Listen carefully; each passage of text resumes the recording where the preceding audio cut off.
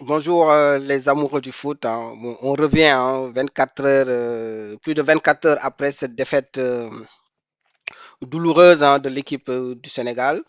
Je pense que la déception, elle est toujours présente chez tous les Sénégalais et partout, chez tous les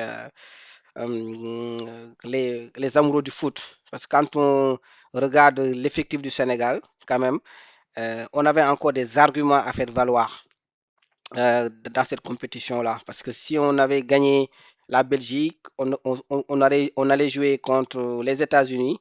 Après, ça sera au tour de l'Espagne, éventuellement en quart de finale. Donc vraiment, on avait. Ce qui fait mal, c'est ça, hein. On n'a pas montré. Moi, ce qui me fait mal, hein, on n'a pas montré notre vrai visage quand même. Parce qu'on avait beaucoup d'arguments à faire valoir. Mais malheureusement, voilà, on a vu ce qui s'est passé, une soirée, voilà, vraiment une soirée triste.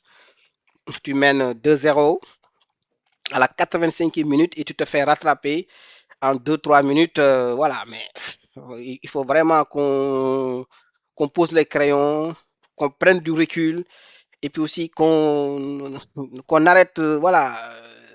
Nous, les peuples africains, on est trop dans l'émotion, quoi. Donc il faut qu'on vraiment qu'on gère nos dossiers avec beaucoup plus de lucidité. S'agissant maintenant de ce qui s'est passé pour le Sénégal, voilà. Aujourd'hui, tout le monde tire sur Pape Thiaw, mais à juste titre, parce que Pape Thiaw, personne n'a compris ses choix. Mais moi, je vous dis, ce qui s'est passé, c'est que la gestion du contrat de Pape Thiaw est responsable 90% de ce qui s'est passé dans cette compétition-là. Parce que Pape Thiaw, qu'on soit d'accord ou pas avec lui, il n'a pas été mis dans les meilleures conditions pour ce mondial-là. Parce que moi, je ne peux pas comprendre qu'on prenne un sélectionneur, qu'on l'amène pour faire jouer une compétition, la plus grande compétition, on ne lui fait pas signer un contrat. Mais ça moi, je ne peux pas comprendre. Ça, c'est inadmissible. Donc, je pense qu'il faut que nos dirigeants en tirent toutes les conséquences. Parce que c'est une légèreté, cette légèreté sur cette gestion du contrat de Papio, c'est ça qui a conduit à ce fiasco-là. Parce que l'entraîneur n'a pas été mis dans de bonnes conditions pour choisir sa liste, pour choisir ses 11. C'est tout simplement ça. Parce que le Pape Thiaw là, on ne l'a pas reconnu. Pape Thiaw, il était héros il y a 6 mois, c'était le héros national. Aujourd'hui, 6 mois après, c'est la personne la plus impopulaire aujourd'hui du Sénégal. Donc il y a quelque chose qui s'est passé. C'est là, on n'a pas géré, on ne l'a pas géré. Et mettez-vous un peu à sa place.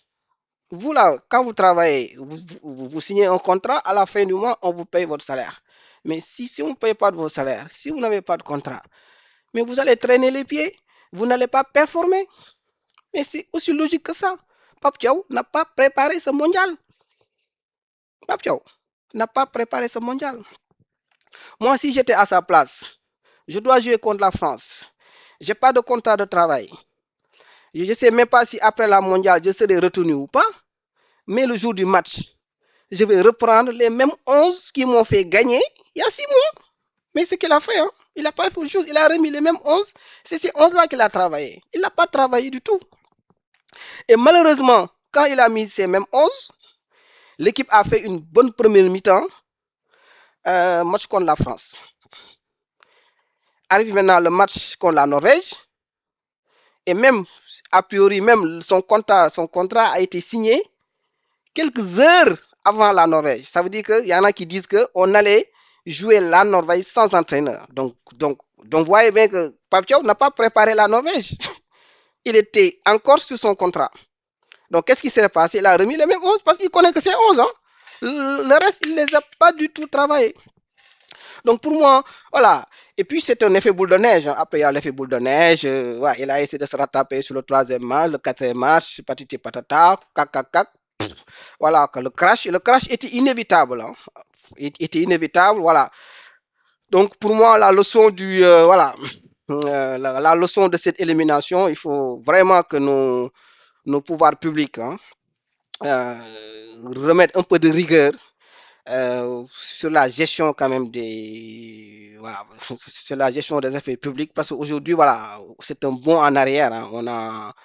On a vraiment régressé et c'est une déception, hein, c'est une honte, hein. Franchement, le spectacle qu'on a montré, franchement, ça n'honore pas le Sénégal, ça n'honore pas l'Afrique.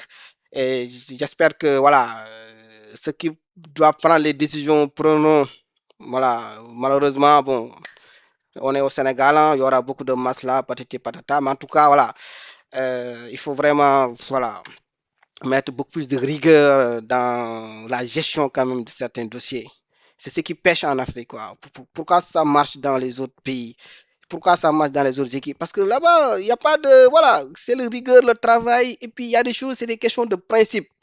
Si tu n'es pas dans les clous, on t'écarte. Voilà. Pape Thiaw, est-ce qu'on est d'accord avec toi? On n'est pas d'accord. On ne te signe pas, on prend un autre, on le fait signer, on avance. Mais quand on laisse traîner, ça te rattrape. Voilà, je pense que la leçon, voilà, c'est ça, hein. Il ne faut pas chercher ailleurs. Après, quand même, peut-être je reviendrai sur d'autres vidéos, hein, parce que je pense quand même la gestion des émotions aussi. Durant le match contre la Belgique nous a aussi fait défaut parce qu'on n'a pas su quand même gérer les émotions. Ça aussi, est-ce que c'est un problème de mindset? Parce que ce qui s'est passé quand même durant ce tournoi, quand même, on peut le transposer dans beaucoup de domaines, hein.